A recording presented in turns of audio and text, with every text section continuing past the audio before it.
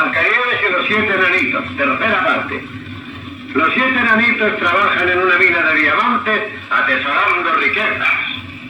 Este sí que es grande, Mudito. ¡Arre, arre! ¡Que pronto descansaremos! Son las 12 de la noche y el enanito sabio anuncia el fin de la jornada. Las 12, a casa a descansar. Ahí voy, a casa a descansar.